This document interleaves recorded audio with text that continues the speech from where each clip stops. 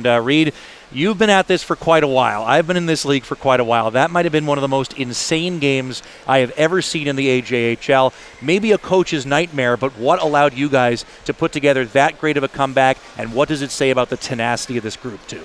Yeah, I think, obviously in the sense of it, the goals that we're giving up is a number that we want to situate ourselves to get down. But I think if you look at the group in the weekend, it would have been easy for us with regards to the amount of games to, put that one behind us and just give up. And I thought the pushback was great, obviously battling right to the very end, and an unbelievable pass behind the net there to Saka to seal the fate. And you had contributions from all over. I mean, Jack Silverberg, back-to-back goals. Hunter Saka ends this one with 4 points. But did it go beyond that? Did you see guys, you were down to 5 defensemen for half of the third period.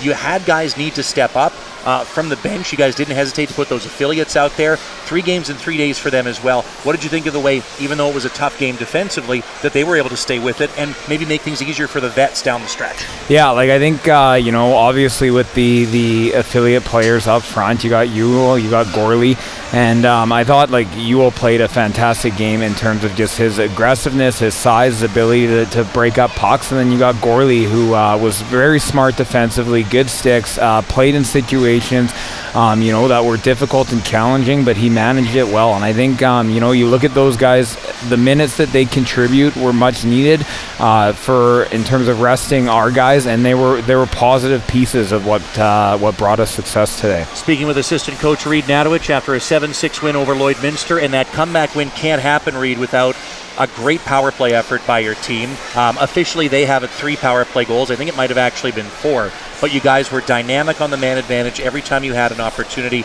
With so many great guys not available who often contribute on the power play, what allowed you to keep it as good as it's ever been, not just today, but all through the weekend? Yeah, obviously the personnel on it. We've invested quite a bit of time in terms of just working with the individuals, and they go out there, they see it, they watch it. So I think the puck movement with them with regards to tonight was fantastic. And then another, I think looking at yesterday's game and taking a bit of that, there's a lot of opportunities we had to release pucks that we didn't, held on to it a little too long. So I think today with the mindset was just mass produce with regards to the shots, and then be tenacious in terms of just getting bodies in front. And we did that well today. So moving to Tuesday night, a big game against the Calgary Canucks. You only get the 1 day of rest. It's a busy schedule for everybody this year.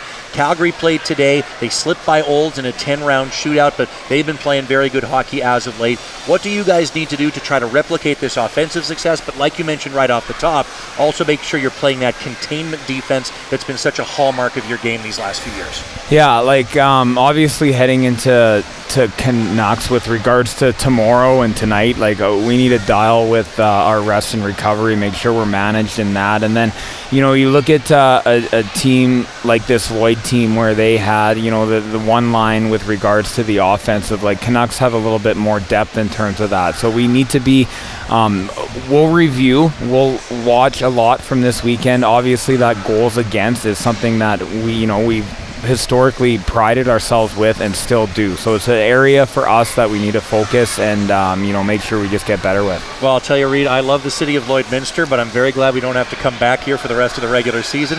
Here's looking forward to some home cooking on Tuesday night. Thanks for coming up. Thanks, King.